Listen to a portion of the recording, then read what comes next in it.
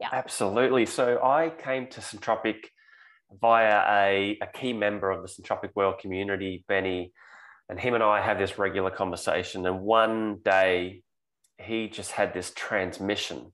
He went on a monologue for about 10 minutes. And I just remember sitting there at the end of it going, wow, I've got to become a part of this. And so then I signed up for the next masterclass. I kind of came in late to the information and the background. I work in education, and so we are often the place that people say that we need new models. And my role within that is actually the strategy and the direction within. So I'm always looking for new ways of seeing. And then when I came into Syntropic World, I would go to sleep with that information in my head, like just it would just burrow into my psyche.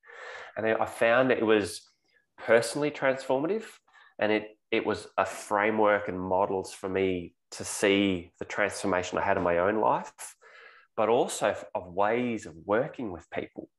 And one of the powers of Syntropic World for me is that it is forever emergent. And Christine, you lead with that. And that's so you always feel like you're not having to play a song, that you forever have your song as part of that. And it's always evolving.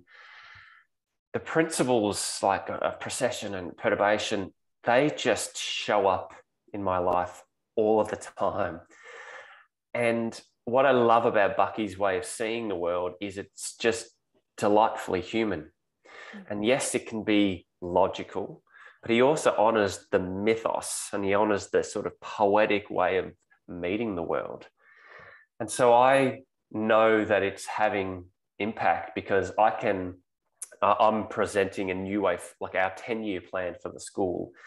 And I'm talking about warm data labs, and I'm talking about fostering character as the sole human thing that we need to do, and everything else is a byproduct of being beautifully human.